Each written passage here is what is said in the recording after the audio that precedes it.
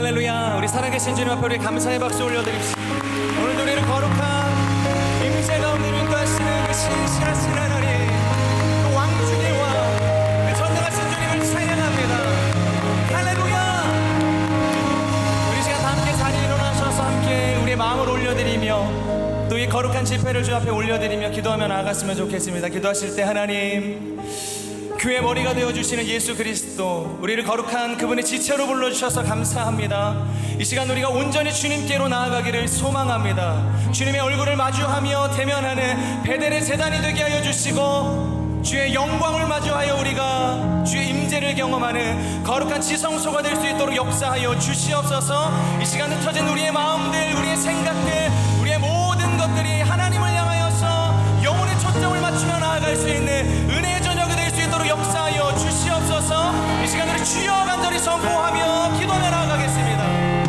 주여.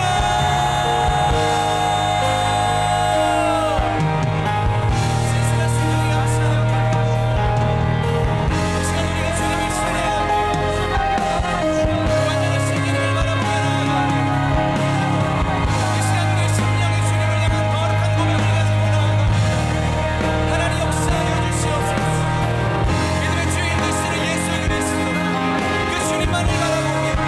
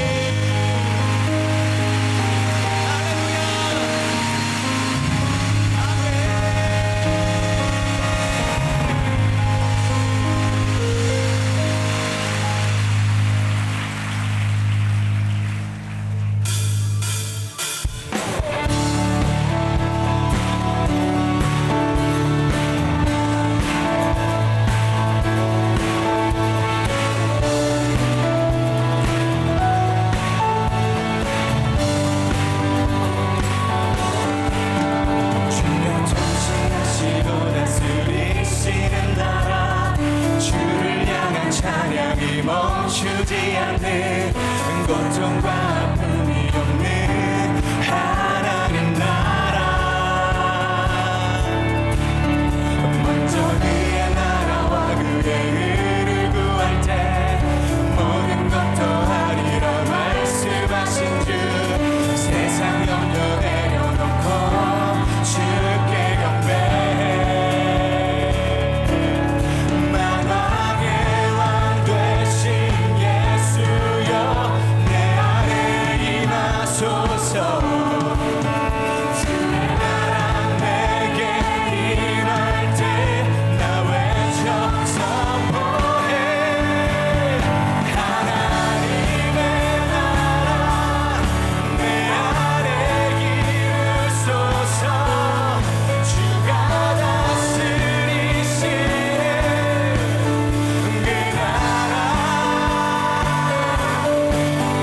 주의 나라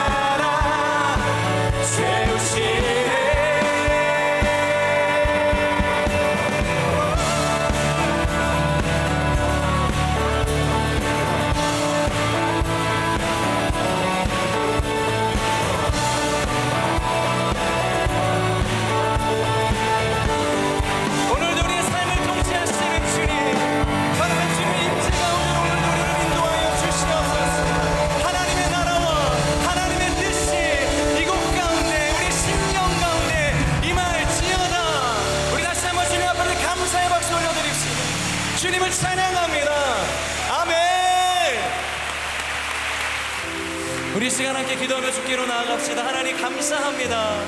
오늘 우리를 거룩한 주의 임재 가운데로 초청하시는 그 완전하신 주님을 찬양합니다. 나를 사랑하는 자가 나의 사랑을 입을 것이라. 나를 간절히 찾는 자가 나를 만날 것이라. 이 시간 우리가 주를 향한 그 사랑의 부르짖음과 간절히 찾음의 고백으로 주께로 나아가오니 하나님 이 시간 임하여 주시옵소서. 주님의 사랑으로 우리를 충만케 하여 주시옵소서. 주님의 권능으로 역사하여 주시옵소서.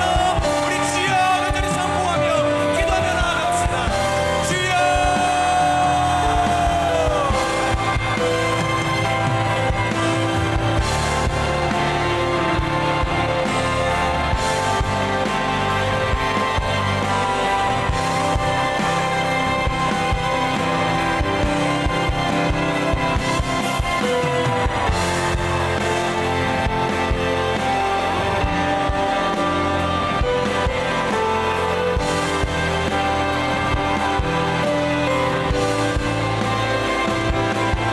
주님의 영광으로 임하여 주시옵소서. 주님의 권능으로 임하여 주시옵소서. 하나님의 얼굴을 구하며 하나님의 마음을 구하며 하나님 거룩한 사랑의 우리를 사용하여 주시옵소서. 주님을 바라보며 나아가며 이 시간 하늘의 문을 여시고 하나님 모든 나라의 성령 가운데 하나님의 그 성령의 담대로 역사하여 주시옵소서. 예배의 열정과 그 선교의 열정을 다시 한번 주님 안에서 이루어지는 거룩한 예배 하나님 능력의 은혜가 되게 하여 주시옵소서. 주님을 찬양합니다. 주님을 예배합니다. 이 시간 기름 부으시고 역사하여 주시옵소서. 주님을 찬양합니다.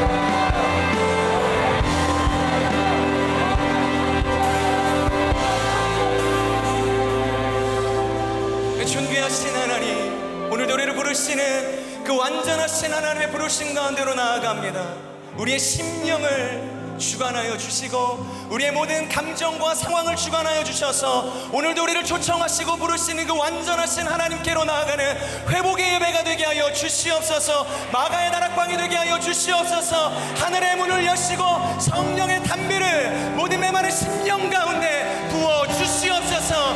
온전한 선교의 회복이 일어나게 하시고 예배의 부흥을 경험하는 거룩한 예배가 되게 하여 주시옵소서. 그렇게 영광 가운데 임재하실 주님을 찬양하옵니다.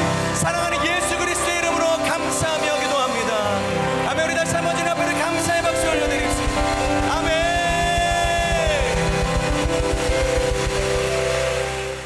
여러분 모두 환영합니다. 오늘은 2022년 예배선교 컨퍼런스 카운트다운 세 번째 날입니다. 오늘도 하나님께서 여러분의 인생 가운데 또 저의 인생 가운데 행하실 놀라운 일들을 기대하는 마음으로 우리가 함께 예배에 참여하기를 원합니다.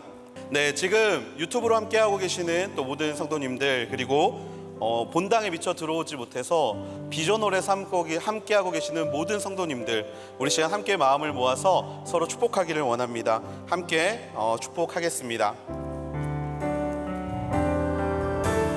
하나님께서 당신을 통해 메마른 땅에 샘물 나게 하시기를 가난한 영혼 목마른 영혼 당신을 통해 주 사랑하기 원하네. 우리 하나님께 영광의 박수 올려드리겠습니다. 네, 오늘 하나님께서 우리에게 주신 말씀 우리가 함께 읽겠습니다. 누가복음 24장 44절부터 49절까지 말씀입니다. 누가복음 24장 44절부터 49절까지의 말씀, 제가 한 절 여러분이 한 절 우리 교독하시고 마지막 49절 말씀 함께 합독하도록 하겠습니다.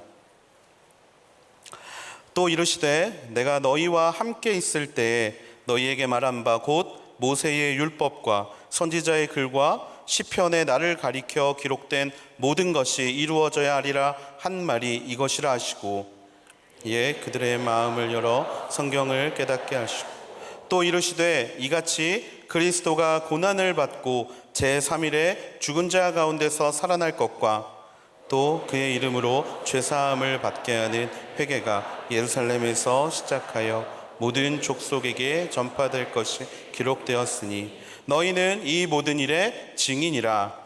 볼지어다 내가 내 아버지께서 약속하신 것을 너희에게 보내리니 너희는 위로부터 능력으로 입혀질 때까지 이 성에 머물라 하시니라. 아멘. 네, 오늘 말씀을 전해주실 분은 온누리교회 파송 선교사님이시며 지호 선교의 대표로 섬기시는 주누가 선교사님이십니다. 나오실 때 큰 박수로 환영해 주시면 좋겠습니다.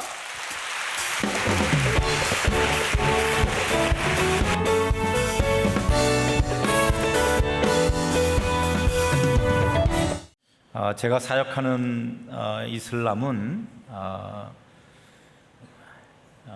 외식하는 문화입니다. 외식 문화. 그러니까 잘못한 것보다 잘못한 것이 드러나는 것을 더 두려워하는 그런 문화입니다.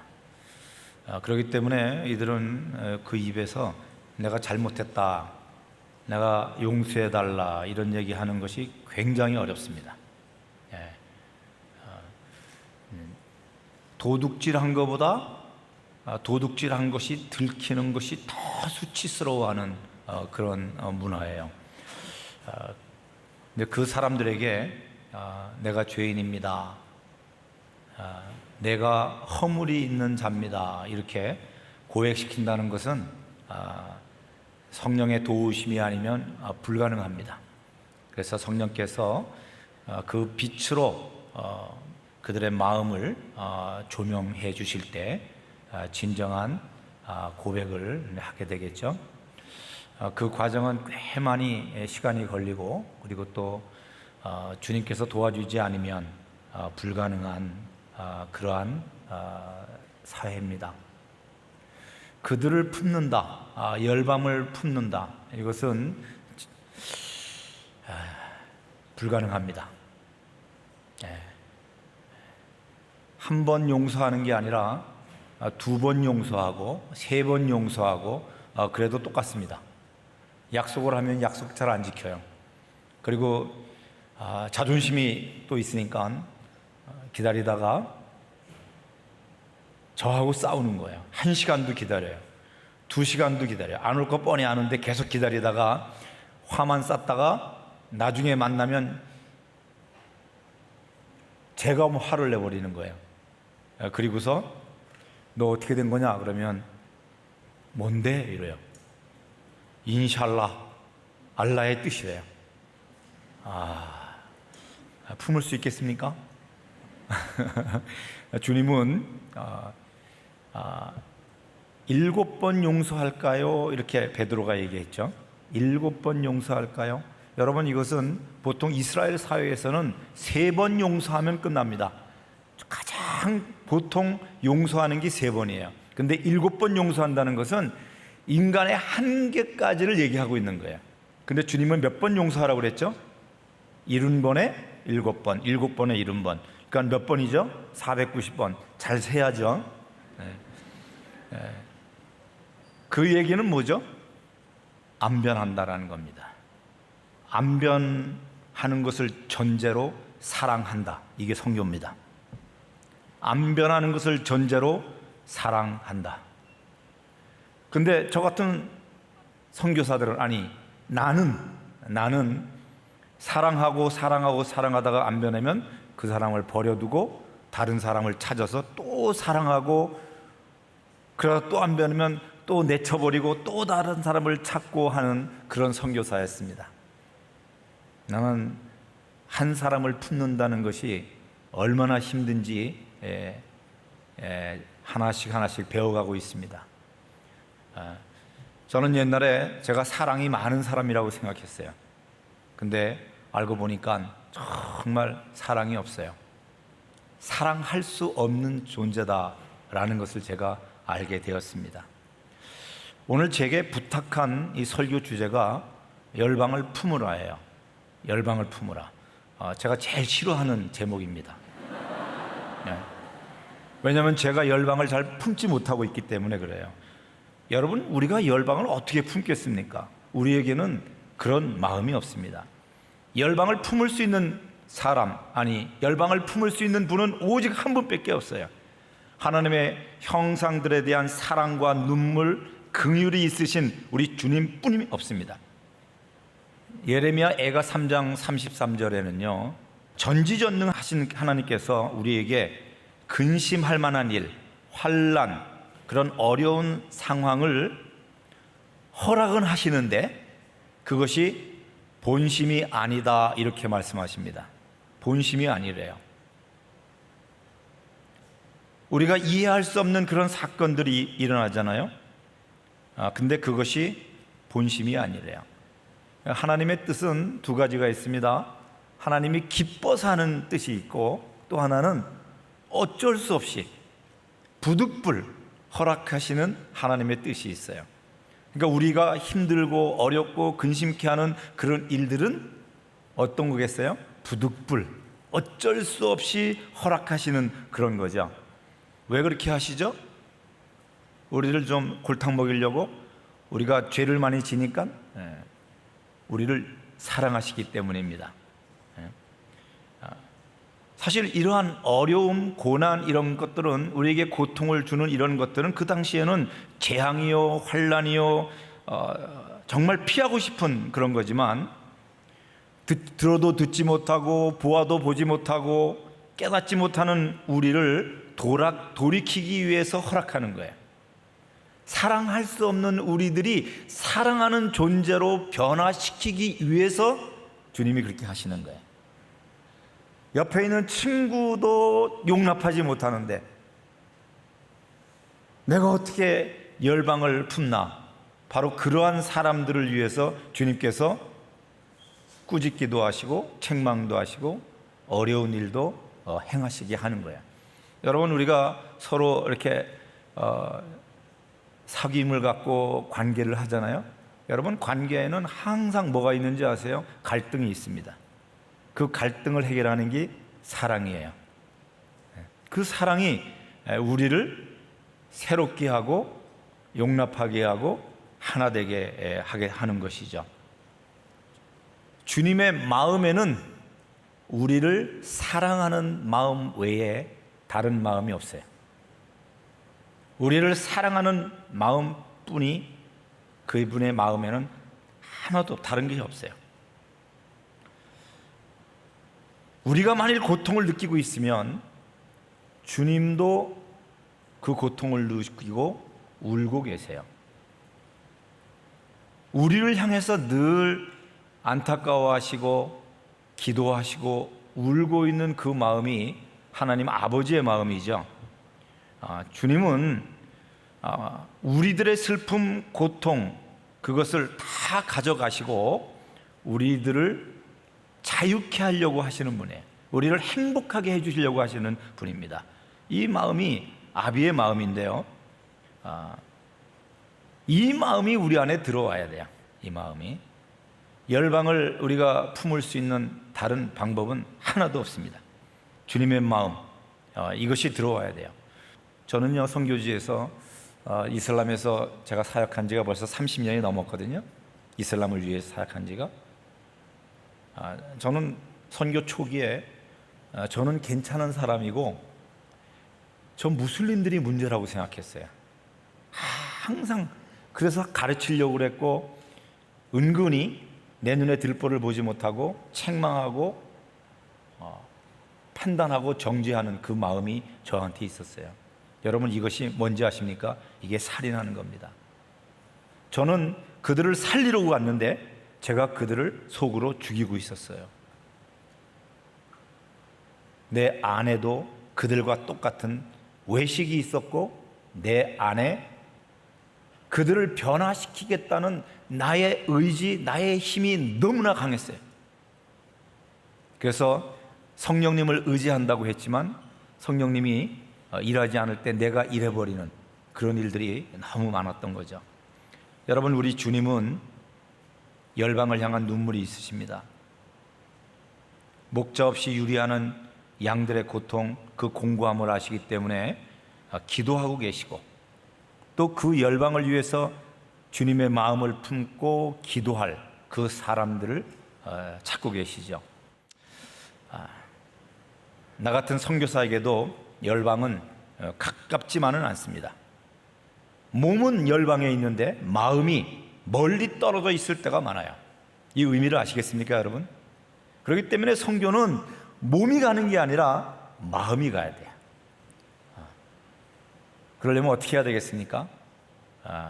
주님 앞에 내가 얼마나 악한지, 내가 얼마나 못됐는지 그것을 깊게 깨닫고 진실로 하나님을 멀리했던 것에 대한 회개가 너무나 중요한 겁니다. 우크라이나, 러시아와의 전쟁으로 지금 수십만 명이 죽어가고 있습니다. 그걸 보고 안타깝죠. 근데 나의 고민은 그들이 피 흘리고 죽어가는 비극적인 상황이 아니에요. 지금 내가 직면하고 있는 작은 문제, 작은 어려움, 그것을 더 심각하게 느끼고 있는 거죠.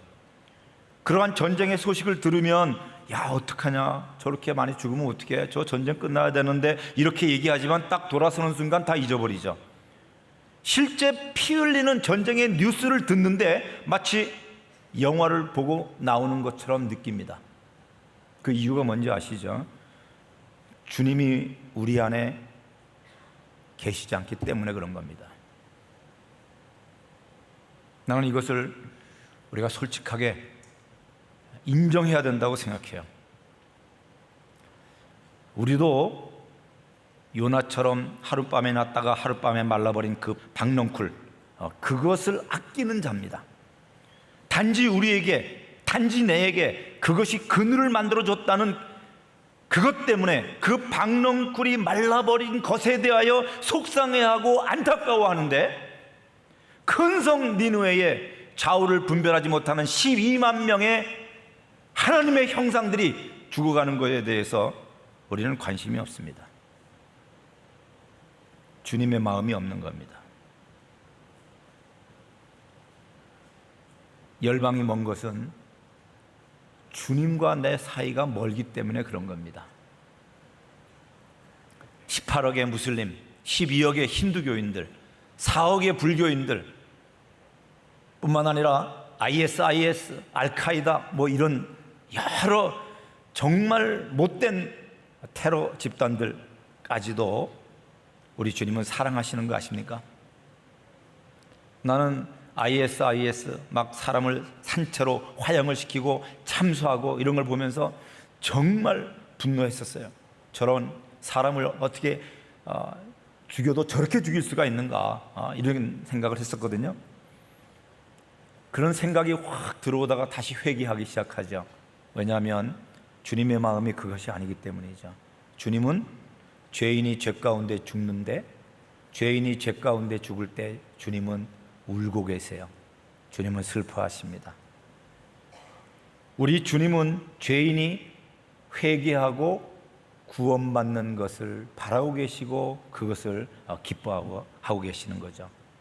모든 나라와 민족과 백성과 방언들이 다 주님을 알고 돌아오기를 주님이 기다리고 있어요. 여러분, 그 모든 민족들은 우리가 사랑해야 될 대상들입니다. 무슬림들은 우리가 쳐부셔야 될 대상이 아니라 우리가 사랑해야 될 대상입니다. 주님은 우리에게 이 하나님 아버지의 마음, 이 사랑을 우리에게 주시기 위해서 이 땅에 오셨습니다. 2000년 전 말씀이 육신이 돼서 이 땅에 오셨죠. 그 무슨 일을 하셨습니까? 우리 주님께서 말씀을 가르치셨죠. 하나님 나라를 선포하셨죠. 그리고 약한 것, 병든 것 고치시고 귀신도 내어 쫓고 많은 기적도 행하셨습니다. 3년 반 공생애 가운데 우리 주님은 많은 사람들을 만났습니다. 병든 자들, 세리들, 장기들, 또한 바리새인 서기관들, 많은 무리가 주님을 찾아왔고 주님을 따랐었습니다. 그런데 여러분 기억해 보십시오. 사복음서에서 주님이 칭찬하신 사람들이 몇 명이나 될까요? 굉장히 희귀합니다. 손에 꼽을 정도죠. 그 첫 번째가 세례 요한입니다. 여자에게서 난 자 중에 저보다 큰 자가 없다. 엄청난 칭찬이죠. 세례 요한 광야에서 회개하라 천국이 가까웠다. 주의 대를 수축하고 그의 첩경을 평탄케 하라 이렇게 얘기했을 때 그 세례 요한에 대해서 주님은 굉장한 존경심을 표했습니다. 그리고 또 누가 있죠? 나사로의 누이 누구죠? 마리아. 주님이 돌아가신다는 것을 느끼고 향유 옥합을 깼었죠. 그 향기가 그 방에 가득했다고 그랬습니다. 제자들은 야단쳤습니다. 낭비했다고. 원래 복음은 낭비하는 거야. 그때 뭐라고 그랬죠? 우리 주님이 복음이 전파되는 곳에 이 여인이 행한 것도 전파라고 했습니다. 알려지게 하라. 엄청난 칭찬입니다. 예수님이 감동받았다는 거죠. 그런데 더 이상 유대인 가운데서는 칭찬한 걸 제가 못 봤어요. 이방인 가운데 로마 백부장, 그의 종이 죽어갈 때 주님이 그의 집으로 들어가려고 할 때 주님 들어오지 마십시오. 감당할 수 없습니다. 나도 종이 있으면 이리 가라 저리 가면 그가 순종하는데 말씀만 하십시오. 그럴 때 뭐라고 그러셨습니까? 주님이 로마 북부장을 향해서 이스라엘 중에 내가 이만한 믿음을 가진 자를 본 적이 없다라고 했습니다. 그리고 또 한 명 기억나는 사람은 누구냐면은 수로보니게 여인이에요. 딸이 죽어가고 있습니다. 부르짖습니다. 제자들은 시끄럽다고 그를 제재합니다. 그때 주님이 돌아보시고 뭐라고 하셨냐면은 나는 이스라엘의 잃어버린 양에게만 부름을 받았다라고 아주 냉정하게 얘기합니다. 자녀의 떡을 취해서 개에게 줄 수 없다라고 얘기하셨어요. 그때 그 여인이 뭐라고 했습니까? 옳소이다마는 자녀의 식탁에서 떨어지는 부스러기를 개가 먹지 않습니까? 그때 주님이 이 여인의 믿음이 크도다. 그리고 그 딸을 고쳐주셨습니다. 나는 성경에서 이 4명 외에 잘 발견이 안 됩니다. 하나님이, 우리 예수님이 칭찬하신 사람들이요. 여러분 기억나시는 사람 있습니까? 혹시 또? 이것은 뭘 얘기하죠? 주님의 마음에 합한 자가 매우 드물었다라는 것을 얘기하는 거죠. 여러분 주님을 시험하고 주님을 배척했던 바리새인들, 서기관들은 말할 것도 없고 주님을 따르던 제자들, 사도들까지 누가 크냐 이 싸움하느라고 사실은 십자가 사건 이전에 다 책망받았습니다. 또 개인적으로 뿐만 아니라 동네를 한꺼번에 주님께서 책망하신 적도 있습니다. 마태복음 11장에 보면은 고라시나 벳세다야 고라시나 너희들에게 행한 그 권능을 저 시돈과 두로에게 행했다면 저들은 벌써 죄를 뒤집어 쓰고 회개했을 것이다 라고 얘기하고 있어요. 가버나움아, 심판날에 소돔이 너보다 견디기 쉬울 거다. 이렇게 야단을 치셨습니다. 여러분 이 벳세다, 고라신, 가버나움이 어떤 동네입니까? 예수님이 나타나면 갈릴리 그 해변가에 있는 그 마을의 모든 마을 사람들이 다 나와서 주님의 말씀을 듣고 주님이 움직이면 따라가고 주님이 병 고치는 것에 박수치고 했던 자들입니다. 근데 왜 책망받았죠? 겉보기에는 주님을 따르는 것 같으나 그들의 마음이 없었다는 거죠. 회개하는 것 같은데 진정한 회개가 그들에게 없었다는 겁니다. 정결한 것 같은데 그들에게는 정결함이 없었다는 거예요. 주님을 따르는 듯 보이지만 그들 안에 진실과 성심을 다하는 하나님을 경외하는 영이 없었다. 주님의 불꽃 같은 눈으로 그것을 주님은 보신 겁니다.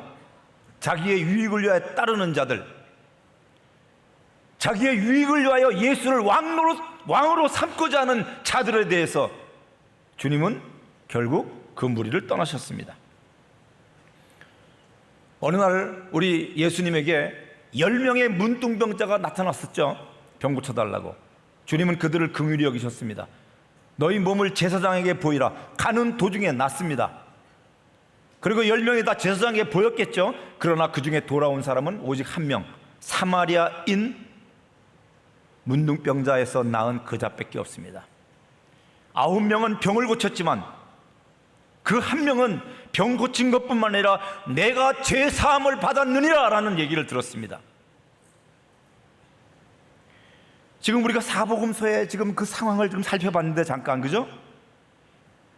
주님 보시기에 합당한 그러한 믿음의 사람을 찾기가 어려웠어요. 사도들도 마찬가지였어요. 베드로 보십시오. 주님, 나는 모든 것을 다 버리고 주님을 따랐습니다. 그러니까 내게 무엇을 해주시겠습니까? 이렇게 질문했던 사람이 베드로예요. 내가 이제 죽을 것이다. 절대 죽으면 안 됩니다. 나는 주님을 내 목숨을 다해서 지키겠습니다. 따르겠습니다. 그랬어요. 그때 주님이 뭐라고 말씀하셨어요? 닭이 2번 울기 전에 네가 3번 부인할 거라고 그랬어요. 비천한 여 계집종 앞에서도 내가 예수 그리스도의 제자다라는 얘기를 못했어요. 나는 이것이 우리들의 현실이라고 생각해요. 그것이 내 모습이에요. 난 여러분들은 잘 모르겠어요. 그러나 나는 그래요. 내가 30여 년 동안 선교사를 했지만 나는 내가 죄인이라는 걸 부인할 수가 없어요. 내가 내 의지로 내가 뭔가를 할 수 있는 존재라는 것을 점점 더 많이 포기하게 돼요. 정말 nothing to do. 그 내 마음에는 나는 정말 예수가 필요한 자다. 이것밖에 없어요. 예수 아니면 살 수 없다라는 거예요. 그러나 나는 무익한 종이다. 여러분, 이사야 1장에서 그 얘기 나오잖아요. 성전의 뜰만 받는 자들아, 너희의 많은 재물이 내게 무엇이냐? 나는 그 짐승의 피 기뻐하지 않는다. 예배를 드리려고 나오면서 동시에 악을 행하는 너희들, 나는 견디지 못하겠다. 이것이 주님의 말씀이에요. 두 마음을 품고 내게 보이러 나오는 누가 그것을 요구했느냐? 이것은요, 여러분, 우리가 신약에서 보면 바리새인들 서기관들한테 주님이 말씀하시잖아요. 회칠한 무당 같은 자들아, 이 독사의 자식들아. 이게 무슨 말인지 아시죠? 욕이 아닙니다. 사랑한다, 이 독사의 자식들아, 이겁니다. 돌이켜야 된다, 이 말씀입니다. 나는 너에게 내 나라, 내 기업, 내 영광을 나누고 싶은데 그 상태로는 나의 나라를 줄 수가 없다는 거야. 내가 거룩하니 너희도 거룩하고 내가 온전하니 너희도 온전하라. 거룩함이 없이는 나를 볼 수 없다. 그래서 하나님이 우리를 흔드시려고 하시는 거예요. 그래서 꾸짖는 거죠.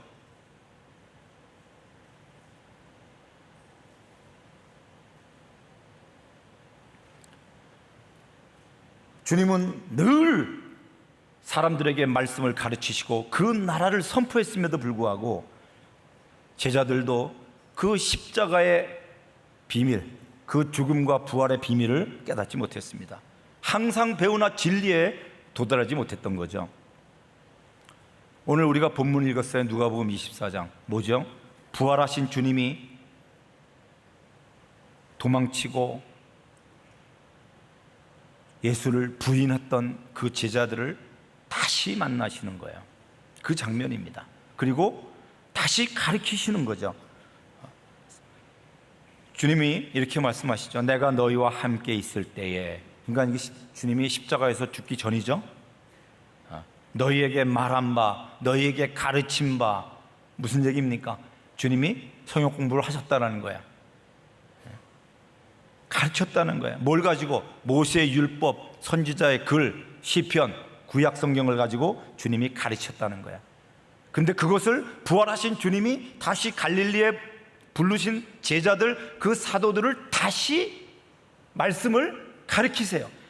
이번에 가르칠 때는 좀 달라요. 그래서 어떻게 됐습니까? 제자들의 마음이 열리고 성경을 깨닫게 되었다라고 얘기합니다. 왜 어떻게 됐을까? 왜 제자들의 마음이 열리고 그들이 이 비밀을 깨닫게 됐을까? 그것은 예수 그리스도의 죽음과 부활을 보았기 때문이죠. 그죠? 목격했기 때문입니다. 또 하나는 자기들이 얼마나 부족한지, 믿음이 없는지,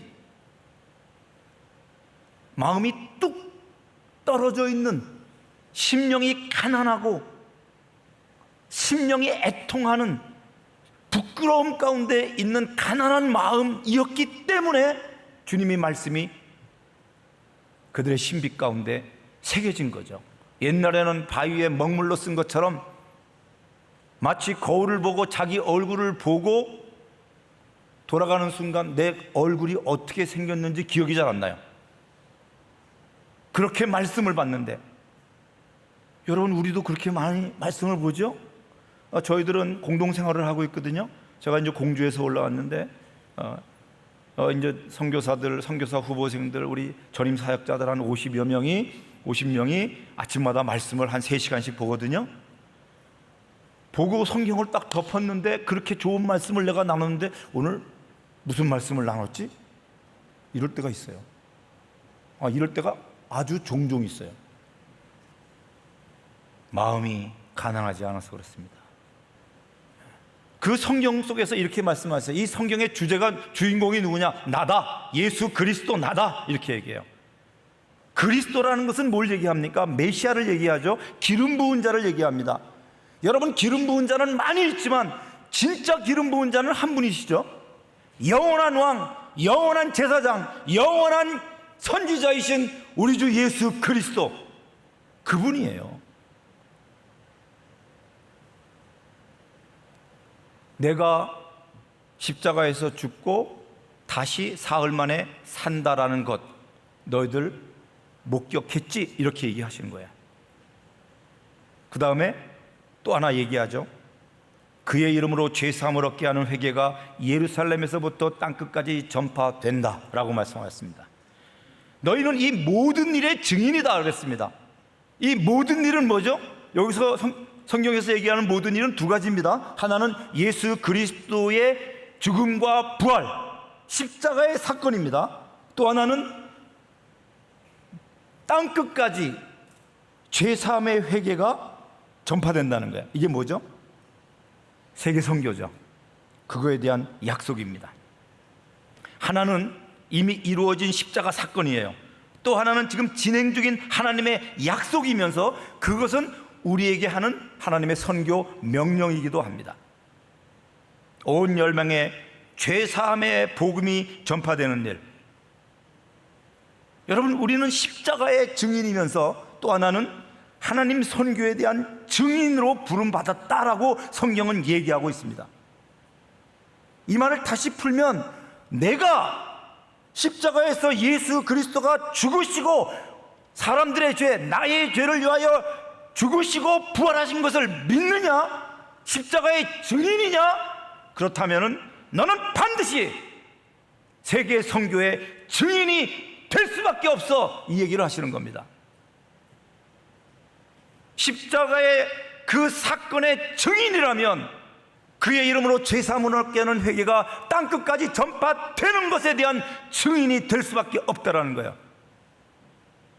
만일에 세계 선교에 대해서는 난 관심이 없는데요, 십자가가 희미한 거예요.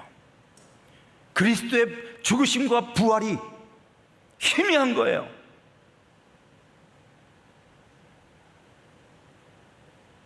이것은 주님이 우리에게 남겨놓으신 약속이면서 우리에게 부탁하신 너무나 중요한 선교 명령입니다. 주는 그리스도시요 살아계신 하나님의 아들이십니다. 이것을 고백하는 자에게 남겨놓으신 명령, 증인이 되라는 겁니다. 저는 2월 달에 이집트에서 이라크에서 나온 MBB들을 만났습니다. MBB들이라는 것은 이슬람에서 개종한 그리스도인을 얘기합니다.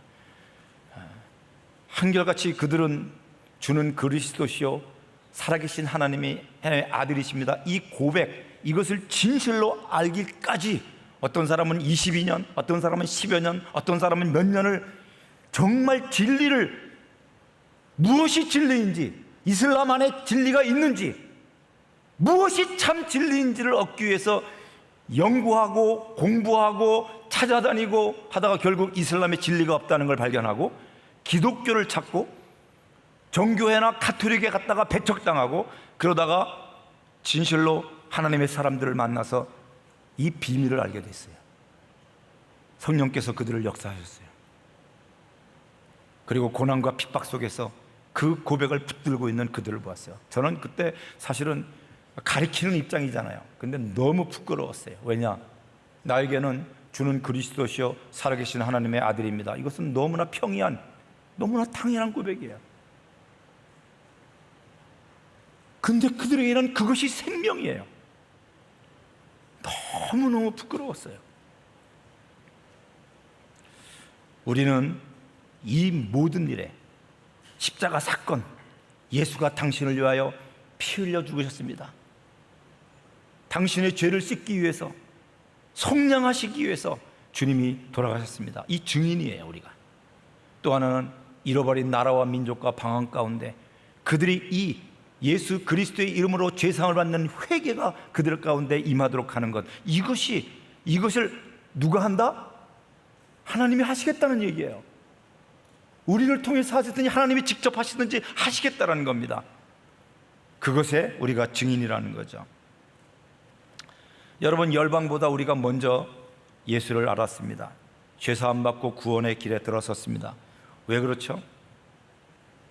우리가 그보다 더 착하게 살고 선하고 탁월하고 의롭고 그래서 그렇습니까? 아니에요. 우리가 더 심각해서 그런 겁니다. 우리가 더 심각한 존재라. 주님의 눈에 우리를 지금 구하지 않으면 하나님의 진노가 먼저 임할 그러한 부정한 존재들이기 때문에 이 긴박한 하나님의 심판에 직면한 죄덩어리, 우리들을 먼저 구원하신 거예요. 아무 공로도 없는데, 한 일도 없는데, 여러분, 우리가 이 은혜를 받았습니다. 이 사랑을 받은 자예요.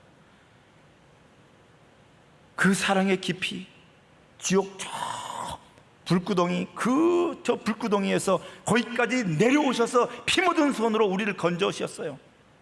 사랑의 깊이, 그리고 하늘 보좌에까지 우리를 올려주신 거 아니에요? 그래서 그분 혼자 누려야 될 그 영광을 우리에게도 같이 나누어 주고 계신 거예요.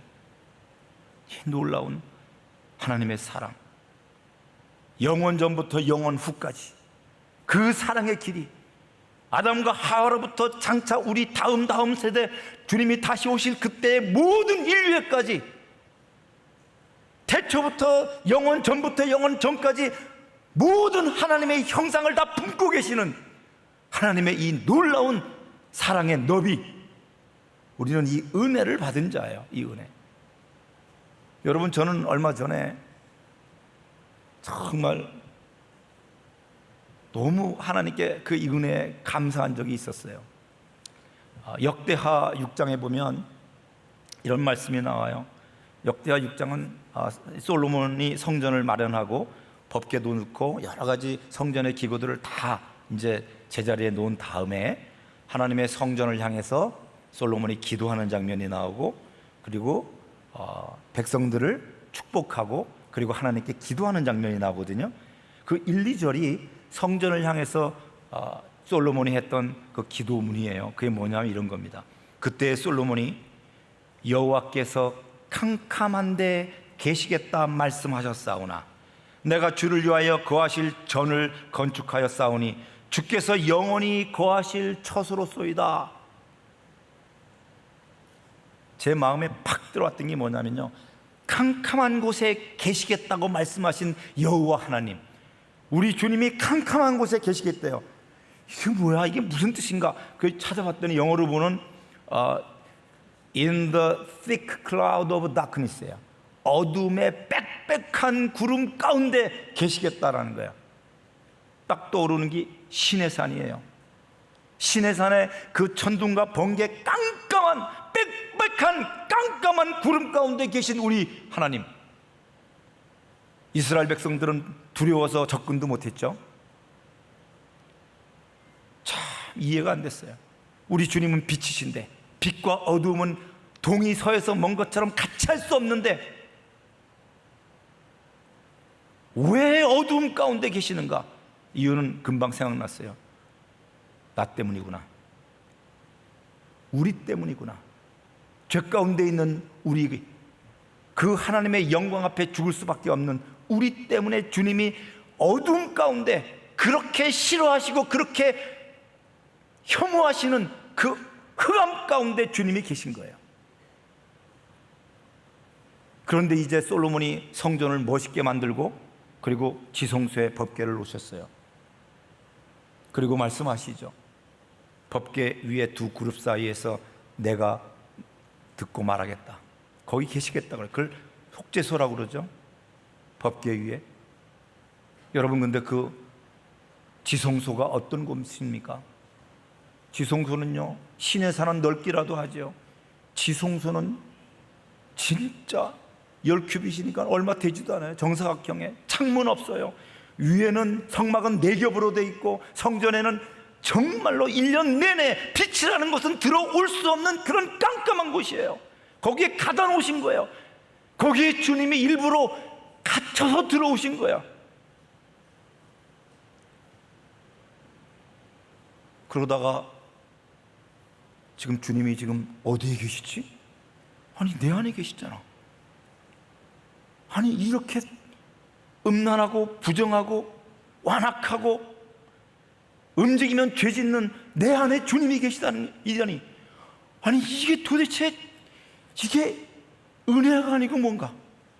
내 안에 주님이 오시기 위해서 그 오래 전부터 주님의 경륜을 따라 낮아지셔서 결국 이 부정한 내 안에까지 오신 우리 하나님, 마음이 그냥 팍 깨져버렸어요. 그날 아침에. 이제 성령으로 내 안에 계시는 주님, 얼마나 불편하실까? 내가 죄를 질 때마다 주님은 얼마나 고통스러울까?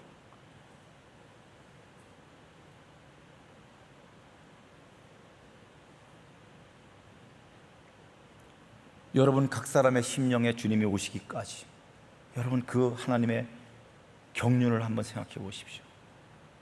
한 어마어마한 은혜를 받은 자입니다. 여러분, 주님은 비유로 천국을 얘기하잖아요. 마태복음 13장에 보면 겨자씨 비유가 나와요. 천국은 마치 자기 밭에 갖다 심은 겨자씨 하나를 갖다, 이 씨는 모든 씨보다 작은 것이로되 자란 후에는 나물보다 커서 나무가 되매 공중의 새들이 와서 그 가지에 깃들 것이다, 이렇게 얘기했어요. 잘 하시는 말씀이죠. 네.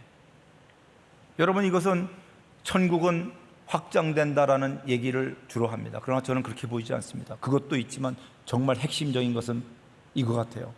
여러분, 겨자씨, 겨자, 제가 이스라엘에서 겨자를 많이 봤습니다. 벌판에 늘어나 있는 노란 꽃, 그게 다 겨자라고 하더라고요. 이게 겨자예요 그랬어요. 우리로 얘기하면요, 잡초예요. 잡초. 겨자를 다른 말로 하면 잡초예요. 들판에 누가 막 떠다니고 밟고 짓밟고 끊고 짓이겨도 어떤 누구도 뭐라고 할 수 없는 그런 멸시받기에 합당하고 비천한 존재예요, 이 겨자씨, 겨자. 그런데 한 사람이 자기 밭에, 자기 채소밭에 갖다 심었다고 했습니다. 갑자기 아무나 밟아도 아무나 해쳐도 괜찮을 존재였는데 주인이 생겼어요.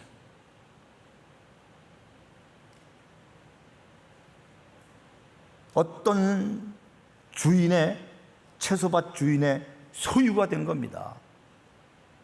이제는 그것이 겨자 할지라도, 겨자씨라 할지라도 아무도 함부로 건드릴 수가 없습니다. 여러분, 겨자는 풀이에요, 풀.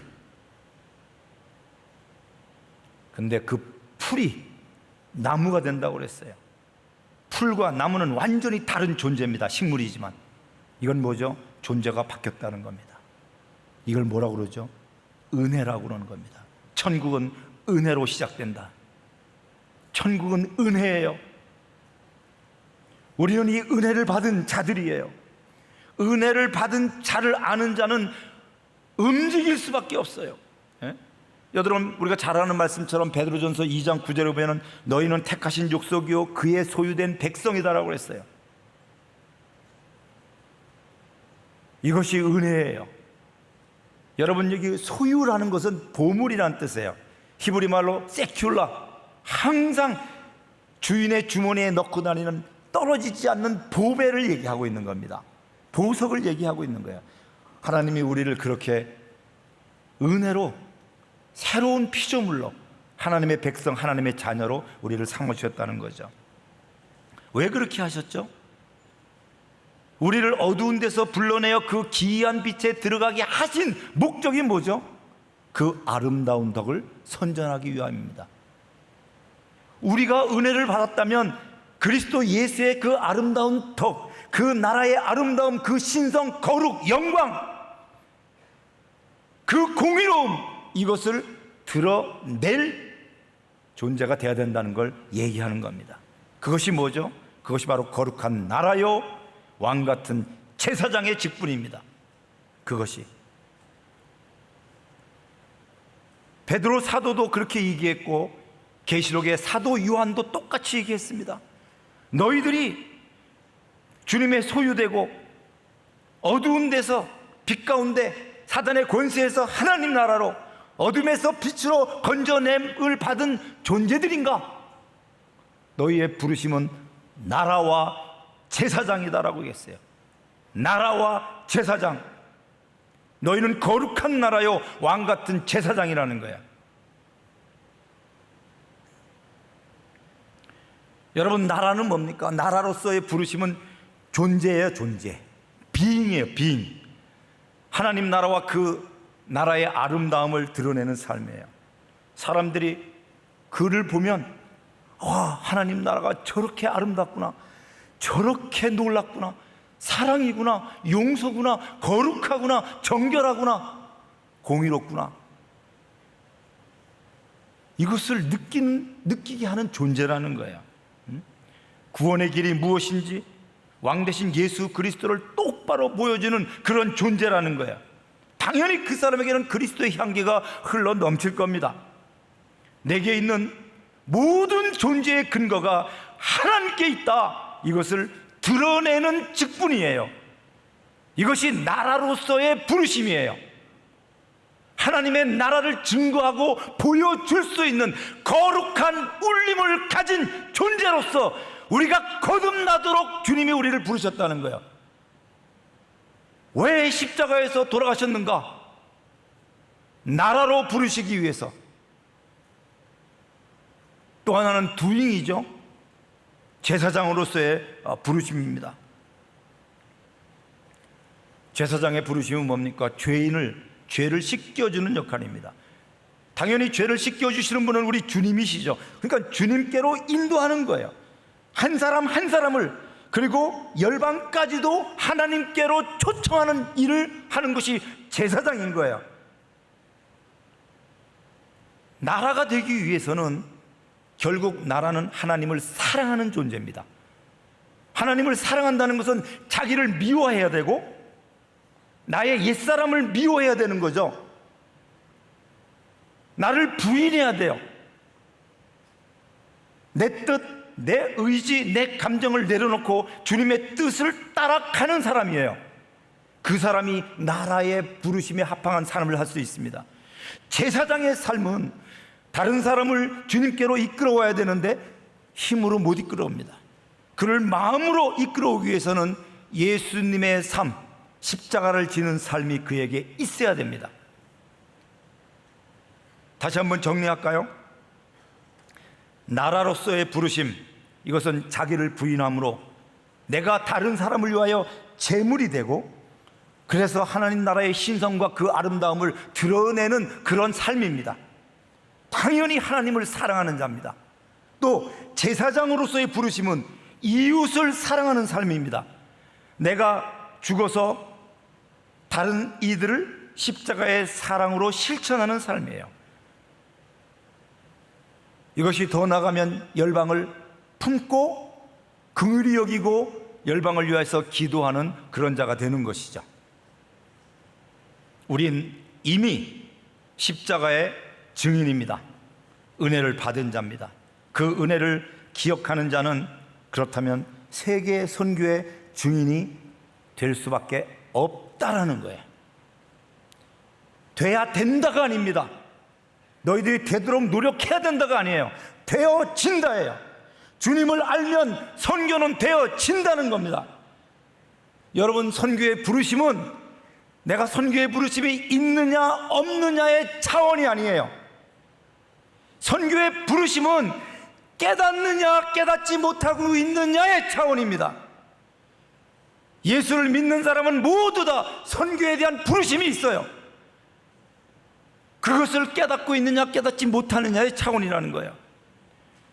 주님의 사랑을 맛본사 예수 그리스도의 십자가의 그 은혜의 감동과 감사와 그것을 경험한 자들은 당연히 제사장으로서, 열방의 제사장으로서 세계의 선교에 그의 이름으로 죄사함을 얻게 하는 회개가 전파되는 것에 증인의 삶을 살 수밖에 없는 거죠.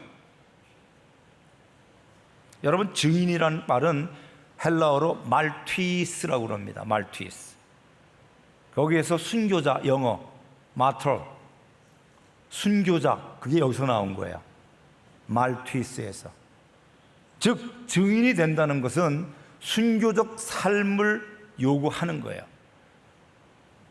아니, 예수님이 십자가에 죽고 부활했는데 뭐 그거 얘기하는 게 뭐 어려운가? 이렇게 생각할 수 있어요. 여러분, 무슬림에서 개종한 MBB 형제들이 이것을 증인할 때 어떻게 되는지 아시죠?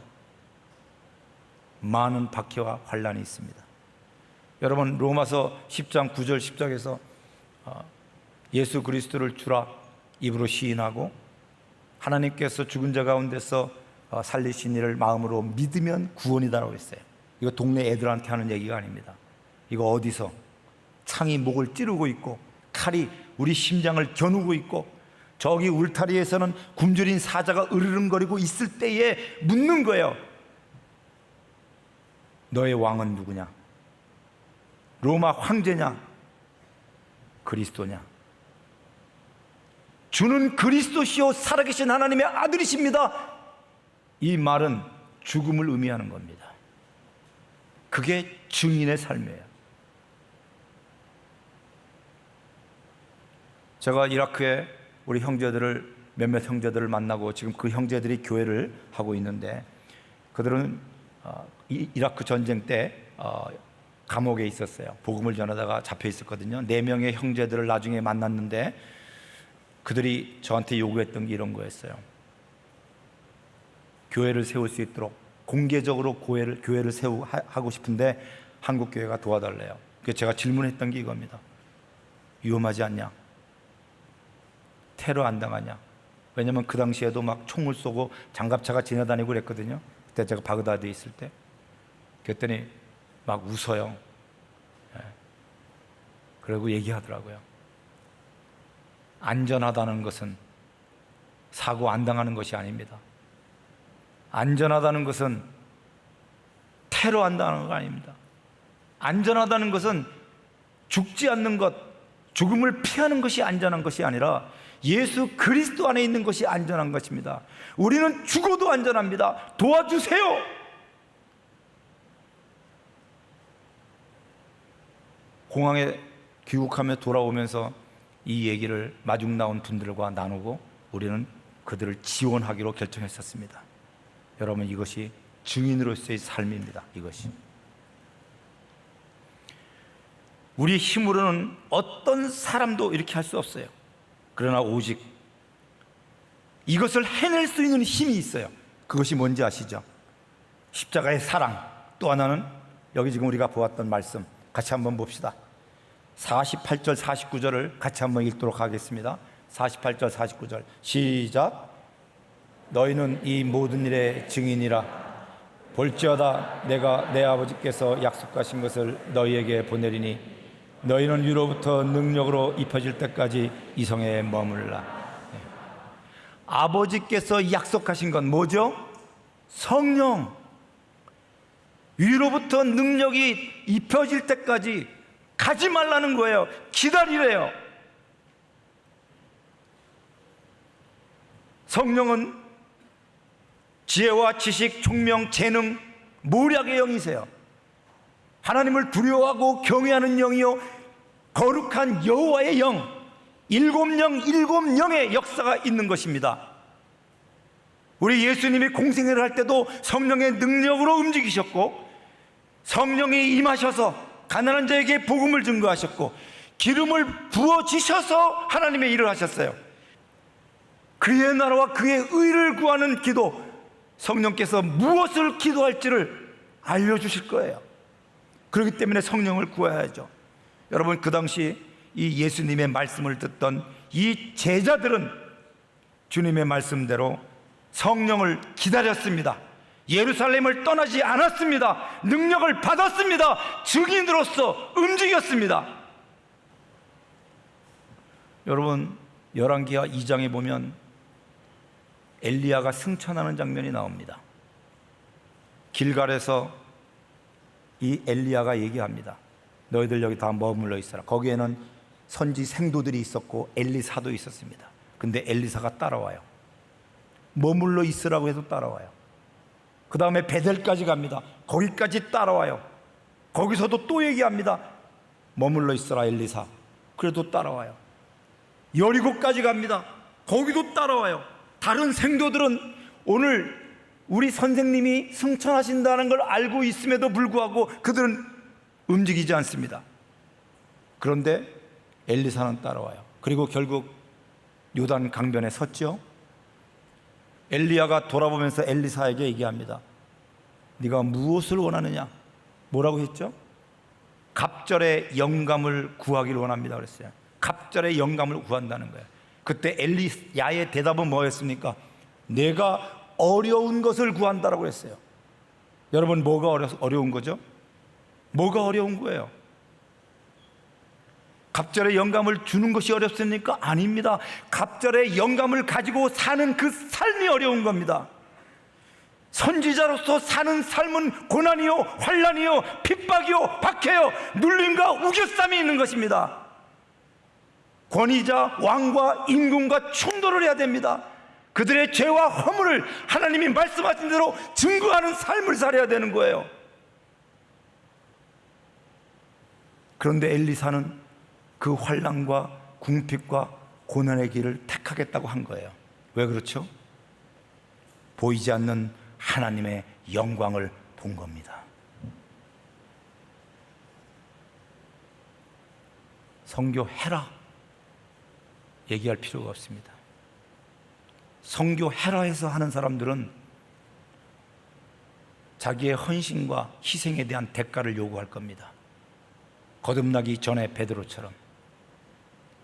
그러나 하나님 나라의 그 아름다움과 그 영광과 그 신성의 거룩함을 맛본 사람은 환난과 핍박이 있어도 그 길로 들어가는 겁니다. 그게 선교예요. 선교는 기쁨으로 십자가를 지는 겁니다. 선교가 안 되는 이유는 팬데믹이 있고 이슬람의 장벽이 높아서도 아니고 복음에 거부하는 영적 존재들이 거기에 많이 있기 때문에도 아닙니다. 선교가 방해되는 것은 바로 우리 안에 주님의 마음, 주님의 나라가 희박하기 때문에요. 희미하기 때문입니다. 우리 안에 성령을 의지하는 그 믿음이 연약하기 때문입니다.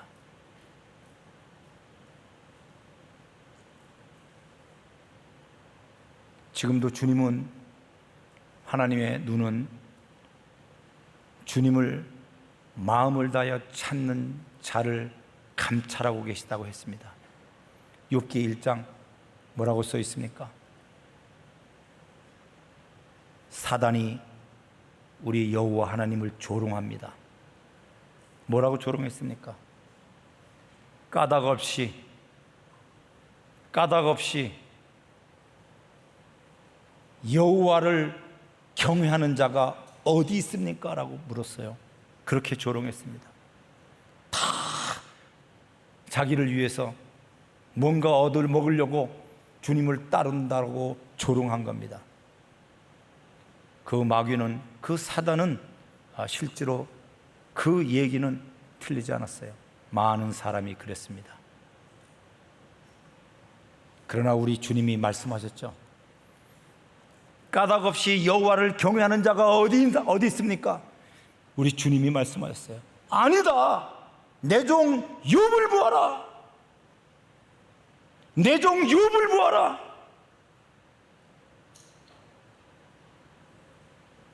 바로 이 한 사람을 찾고 계십니다. 까닭 없이 하나님을 경외하는 자, 오직 하나님의 그 십자가의 은혜 때문에 자신의 모든 생애를 드릴 수 있는 하나님의 사람, 하나님의 보이지 않는 영광을 보았기 때문에 환난과 핍박 속에 기쁨으로, 감사함으로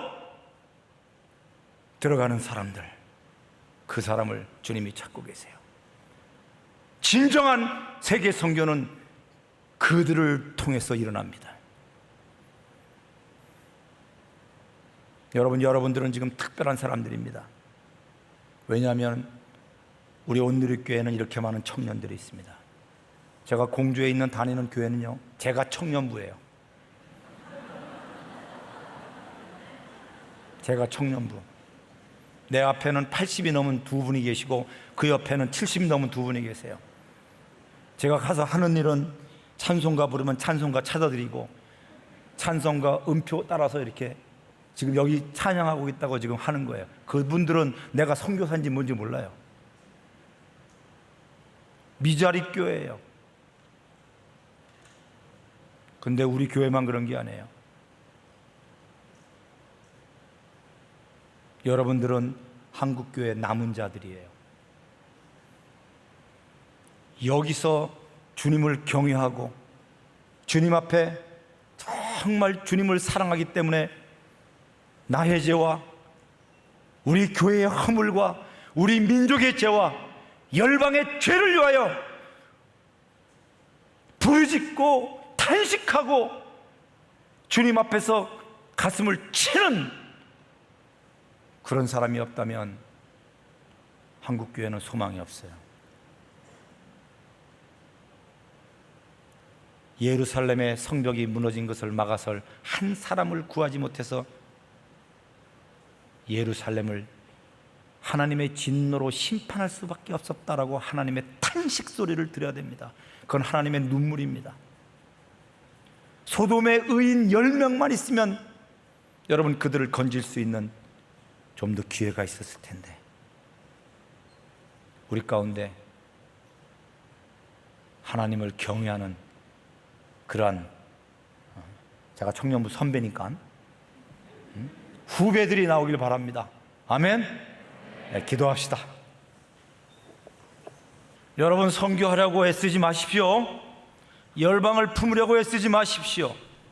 주님의 영광을 보면, 주님의 십자가를 바라보면, 그 나라의 아름다움을 경험하면 이 복음의 비밀을 전하지 않고서는 견딜 수가 없습니다. 주님을 사랑하면, 내가 나를 사랑하느냐? 내 양을 치라라고 얘기했습니다. 주님을 사랑하면 양을 칠 수밖에 없습니다. 주님은 예루살렘 교회를 개척하라, 예루살렘을 부흥시켜라 명령한 적이 없습니다. 그러나 그들이 성령을 받고 베드로에게 얘기한 것처럼 이전에는 스스로 띠뛰고 자신이 원하는 곳으로 갔지만 늙으면 이후에는 남이 내 띠를 띠우고 원치 않은 곳으로 너를 데려갈 것이라는 예언만이 있었습니다. 이게 무슨 예언이죠? 성령이 임하면 네가 원치 않는 네 뜻을 버리고 자기를 부인하고 자기 십자가를 지고 주님을 따르게 될 것이다. 주님을 사랑하게 될 것이다. 주님의 통치와 그 권위 아래 무릎을 꿇을 것이다. 바로 그것에 대한 순종을 했어요. 그랬더니 예루살렘 교회가 생겨지고 부흥이 일어나고 그 놀라운 역사가 일어났던 겁니다. 이 시간에 우리 기도합시다. 다른 기도하지 마시고 하나님 우리를 정결케 씻어주십시오. 움직이면 죄 짓는 자라고 그랬습니다. 저는 제 자신을 그렇게 보고 있습니다. 주님은 신명기에서 너희가 나를 부를 때부터 지금까지 항상 나를 거역했느니라고 얘기했습니다. 그것은 지나친 말이 아닙니다. 이것은 사실입니다. 우리가 주님을 뵙기 위해서는 주님의 피로 그 정결함을 덧입어야 될 것입니다. 주님, 우리 영혼의 문설주와 임망마다 예수의 피뿌림이 있게 해주십시오. 예수의 피로 우리를 씻겨주십시오. 주님을 떠나서 주님이 없이 하나님을 일을 하려고 했던 우리의 허물을 용서해 주십시오. 왕 대신 주님을 붙들지 아니하고 스스로 왕 되려고 하고 내 힘으로 주님을 섬기려고 했던 우리의 죄를 용서해 주십시오. 같이 한번 주여 하고 기도하겠습니다. 주여!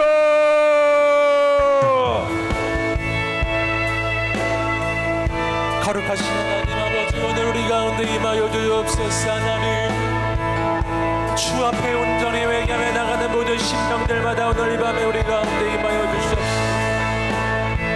하나님, 우리 마음이 변화되고 생각이 바뀌고 심령이 변화되게 하여 주옵소서. 예수 그리스도의 보혈로 우리를 덮어주시옵소서. 하나님,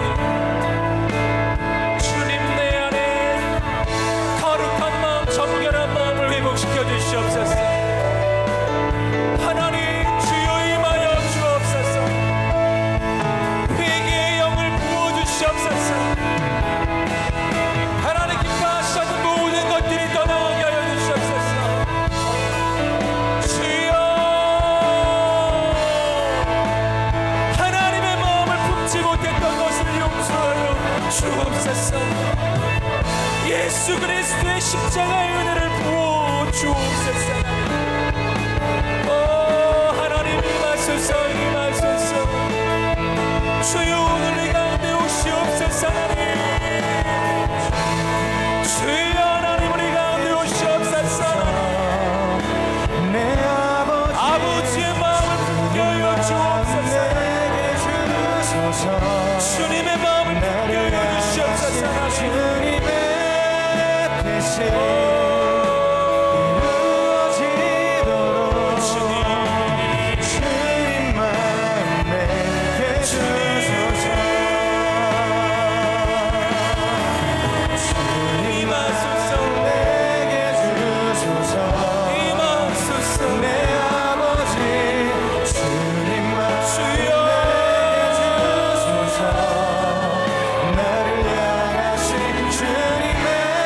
우리 맘이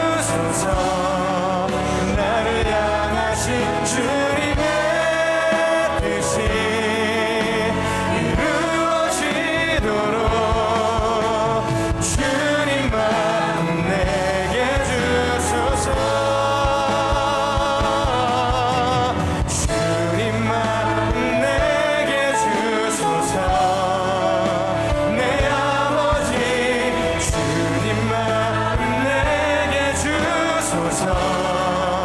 나를 향하신 주님의 뜻이 이루어지도록 주님만 내게 주소서. 열방의 하나님의 나라가 임하게 하소서. 청년 선교사들을 세우소서. 부흥을 주옵소서. 새로운 역사를 이루어 주옵소서. 하나님께서 친히 역사하여 주옵소서. 하나님만 모든 영광과 존귀와 찬양을 받으시기에 합당하십니다.